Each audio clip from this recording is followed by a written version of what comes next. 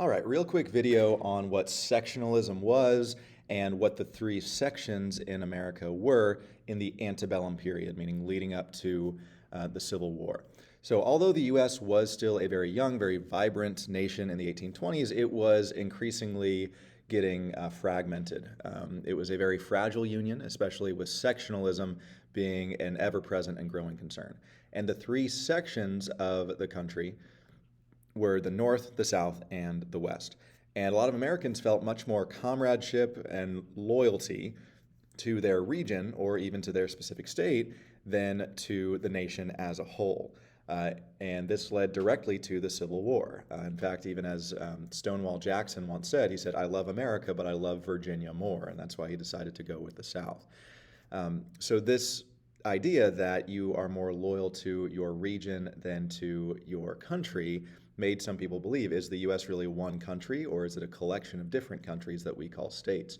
In fact, the United States was used as a plural noun. People said the United States are instead of the United States is, which is how they started saying it after the Civil War.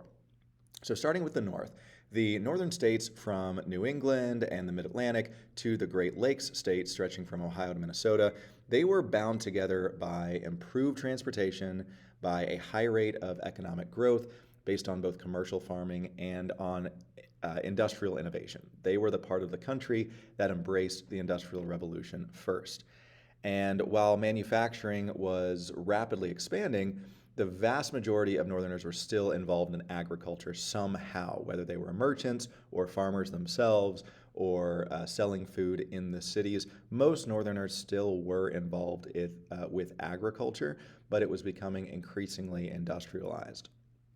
The North was by far the most populated of the three sections due to a couple things. First off, there was a higher birth rate in the North, mostly caused by an increased standard of living because there was more wealth up there than in the South and the West. And also you had increased immigration. And since the North had the most cities, the most industrial job opportunities, that is the place that got the most immigration. Cities grew very quickly, and because of that, slums started to develop, very crowded places in the inner city where impoverished people lived. You have crowded housing, poor sanitation, safety issues, infectious diseases, and very high crime rates. All those became major problems with so many people packed in living together. But job opportunities in the cities kept people moving there at very large rates. Only about 1% of Northerners were African American, but all 250,000 of them were free citizens. Slavery was non-existent in the North. So this meant that they could own land, they could raise a family. However, they were not usually allowed to vote or have any sort of high-paying employment.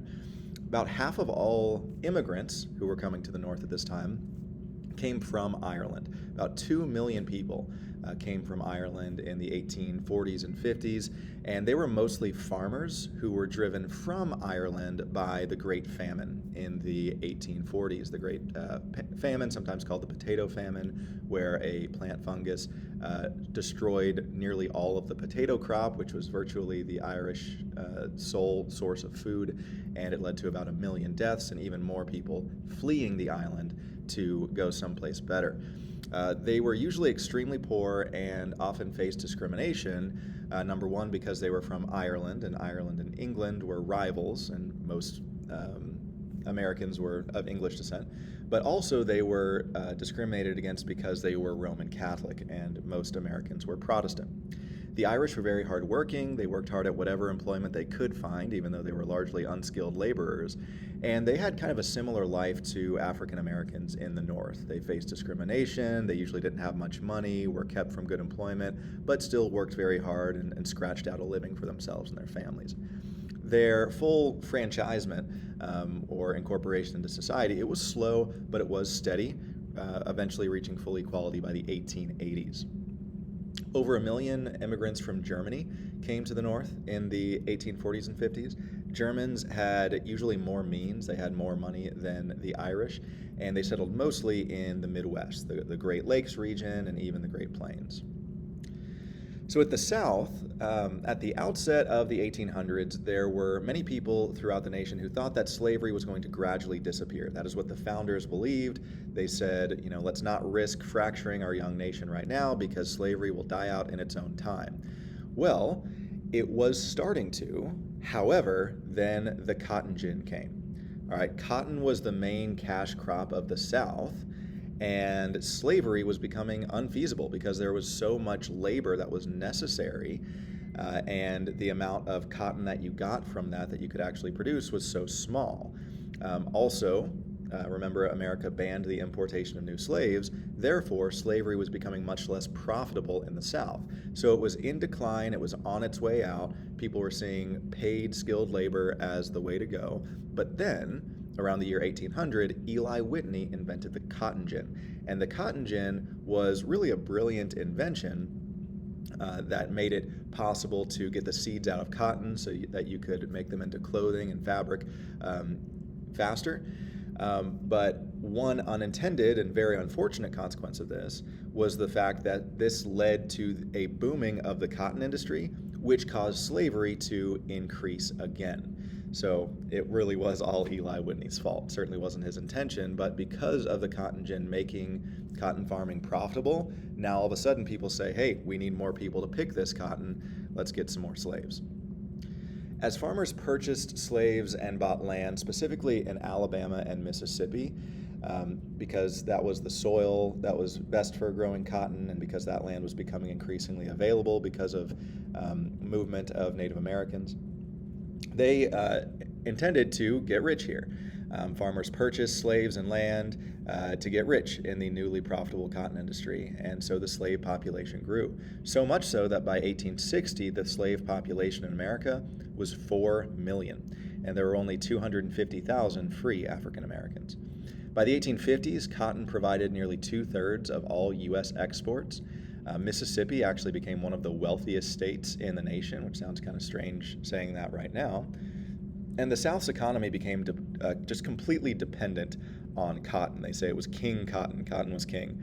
And because the South's economy became completely dependent on cotton, that means it was completely dependent on the labor of slaves. And because that is how the economy was founded, many Southerners said, well, we can't get rid of slavery or the economy will crash.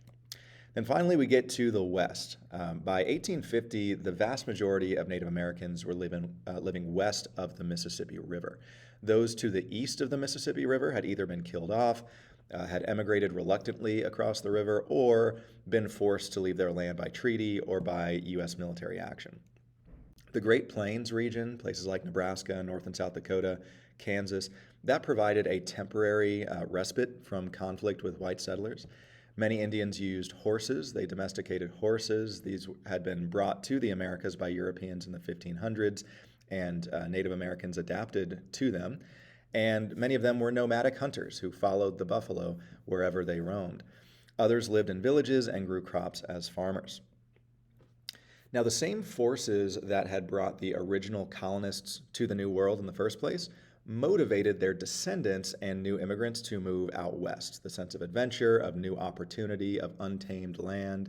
The West really represented the possibility of a fresh start, new opportunities for all of those who are willing to risk it and venture there.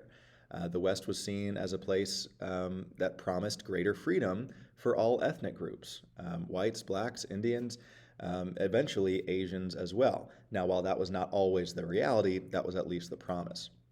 A group that became known as mountain men lived through the Rocky Mountains all throughout this region here, west of the Great Plains, and worked as fur trappers and as guides and pathfinders to settlers who were trying to make their way across the mountains to the West Coast.